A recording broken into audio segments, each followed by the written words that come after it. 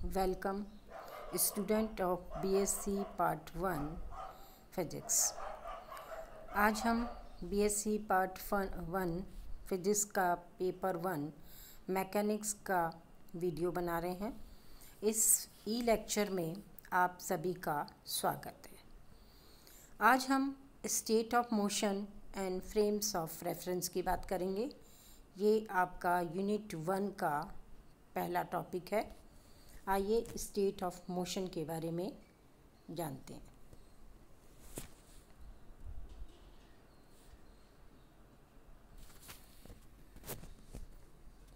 Mechanics, हमने अपना paper का नाम जो है वो हमारा मैकेनिक्स है, जिसे हम हिंदी में यांत्रिकी कहते हैं। तो आइए पहले जानते हैं कि मैकेनिक्स फिजिक्स की कौन सी ब्रांच है। Mechanics is a branch of physics which deals with physical objects at rest or in motion under the influence of external and internal interaction। वह ब्रांच जिसके अंदर हम गति की स्थिर अवस्था, किसी ऑब्जेक्ट की स्थिर अवस्था या गति के बारे में बात करते हैं और इंटरनल या एक्सटर्नल इंटरेक्शन होता है, ऐसी ब्रांच मैकेनिक्स कहलाती है। मोशन ऑफ द बॉडी, ये बॉडी का मोशन क्यों हो रहा है? Motion of the body is influenced by the bodies surrounding it. इस बॉडी का मोशन इस बॉडी के वातावरण के अंदर जो दूसरी बॉडी है उनसे इन्फ्लुएंस होता है। The cause of this influence is the interaction between bodies. Bodies के बीच का इंटरेक्शन ही इसका कारण है। तो मैकेनिक्स के अंदर हम गति और स्थिर अवस्था के बारे में बात कर रहे हैं, जहाँ पर कि इंटरनल या एक्सटर्नल इंटरेक्शन अवेलेबल है। आपने मैकेनिक्स में जो 12th में 11th में आपने जो पढ़ा है उसमें आपने क्या कुछ इम्पोर्टेंट कंसेप्ट पढ़े थे। मोमेंटम, संवेग, फोर्स, बल, एनर्जी, ऊर्जा have been discovered to analyse and predict the motion of body. किसी बॉडी की गति को डिफ़ाइन करने के लिए हमें कुछ पैरामीटर्स की ज़रूरत है। वो हैं कुछ कंसेप्ट्स आपने पढ़े हैं, वो था संवेग, बल और ऊर्जा। मैकेनिक्स जो है से दो भागों में बांटा जा सकता है, काइनेमेटिक्स एंड डायनामेटिक्स। काइनेमेटिक्स आप पढ़कर आए हैं, जिसमें आप डिस्क्रिप्शन ऑफ मोशन, गति का वर्णन करते हैं without any frame of reference. बिना निर्देश तंत्र के गति का वर्णन किया जा सकता है। डायनामिक्स के अंदर कॉज ऑफ मोशन, गति का कारण जानना होता है with the frame of reference, और डायनामिक्स में फ्रेम ऑफ रेफरेंस की भी ज़रूरत होती है।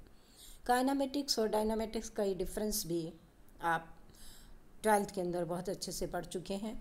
आइए हम 2 स्टेट ऑफ मोशन की बात करते हैं। मोशन की 2 स्टेट होती है, स्टेशनरी स्टेट और डायनामिक स्टेट। स्टेशनरी स्टेट को हम स्टिक अवस्था और डायनामिक स्टेट को हम गतिक अवस्था भी कहते हैं। रेस्ट एंड मोशन डिफाइन किया जाता है। In our daily life we see the number of objects around us either in the state of rest और in the state of motion. आपने अपने दैनिक जीवन के अंदर कुछ ऑब्जेक्ट्स को गति करते हुए, कुछ ऑब्जेक्ट को स्थिर अवस्था में देखा होगा। एग्जाम्पल देखते हैं हम डेली लाइफ के ही। A car, a moving scooter, flying birds are the example of state of motion. गति की अवस्था के उदाहरण हैं चलती हुई कार, चलता हुआ स्कूटर और उड़ते हुए पक्षी जो हैं वो गतिशील अवस्था के एग्जाम्पल हैं। ए stone laying on the ground is a example of state of rest. स्थिर अवस्था का उदाहरण है ग्राउंड पर रखा हुआ पत्थर स्थिर अवस्था का एग्जाम्पल है। आइए स्टेट ऑफ रेस्ट को परिभाषित करते हैं। If a body always remain stationary with respect to all other bodies around it and its environment, that is, body does not change its position with time.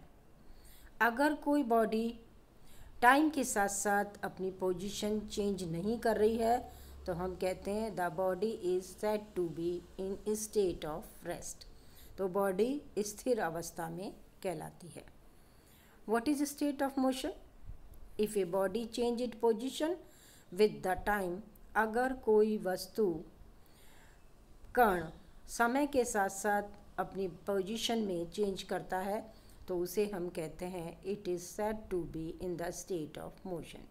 यह गतिशील अवस्था में है. Indeed these definitions are relative. Nobody is in the state of absolute rest or in the state of absolute motion. ये भी आपने पढ़ा है कि निरपेक्ष गति या निरपेक्ष स्थिर अवस्था नाम की कोई चीज़ नहीं होती है.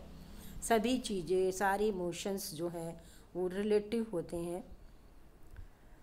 ए body is said to be in state of absolute motion. कब कहलाएगी कोई बॉडी एब्सोल्यूट मोशन के अंदर? और in state of absolute rest if it state of rest और state of motion is seen relative to the point which is stationary in space. हमें निरपेक्ष गति या निरपेक्ष स्थिर अवस्था डिफाइन करनी है तो हमें स्पेस में एक ऐसा पॉइंट चाहिए जो स्थिर हो. लेकिन since no body is stationary in space और यूनिवर्स में कोई भी ऐसी बॉडी नहीं है जो स्टेशनरी हो, हमेशा जिसकी पोजीशन समय के साथ साथ नहीं बदलती हो. All bodies, earth, star, sun etc are always in the state of motion. Therefore, it is only fictitious to assume that state of absolute rest and state of absolute motion. क्योंकि अर्थ पर, universe में कोई भी ऐसी body नहीं है जो time के साथ साथ जिसकी पोजीशन नहीं बदल रही हो, जो स्थिर अवस्था में हो, तो हम कह सकते हैं कि इट इज़ ओनली फिक्टिटियस. ये केवल काल्पनिक है कि कोई निरपेक्ष स्थिर अवस्था होती है, निरपेक्ष गतिशील अवस्था होती है. तो हम बात करेंगे एब्सोल्यूट मोशन नाम की चीज़ नहीं है, एब्सोल्यूट रेस्ट नाम की चीज़ भी नहीं है, क्योंकि हमारे पास कोई ऐसी बॉडी नहीं है जो स्टेशनरी हो हमेशा. तो हम बात करेंगे रिलेटिव मोशन की. A stone laying on the earth is stationary relative to the earth. पृथ्वी पर कोई पत्थर रखा हुआ है, पृथ्वी के ग्राउंड पे कोई पत्थर रखा हुआ है तो हम कहेंगे वो स्टेशनरी है अर्थ के with respect. But the earth itself is revolving around the sun, therefore the stone is always revolving around the sun along with the earth. जबकि पत्थर और अर्थ दोनों ही सन के विथ रेस्पेक्ट रोटेशन कर रहे हैं.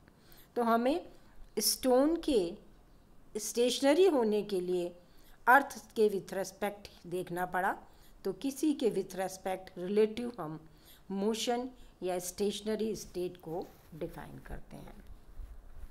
आइए और एग्जांपल से समझते हैं.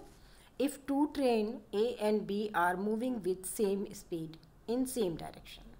दो ट्रेन हैं ए एंड बी, वो सेम स्पीड से यानी सेम चाल से और सेम दिशा में चल रही है, तो train B is stationary relative to the observer in train ए.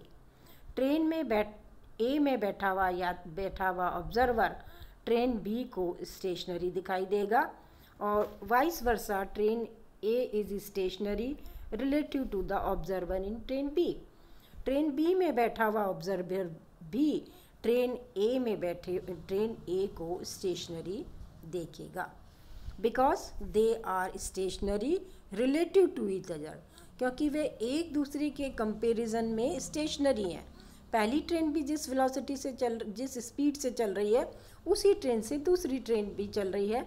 एक बार ऑब्जर्वर ए ट्रेन में बैठा है, दूसरी बार ऑब्जर्वर बी ट्रेन में बैठा है, लेकिन यहाँ पर रिलेटिव मोशन जो है वो ना होने के कारण वो एक दूसरे को स्थिर देख रहे हैं.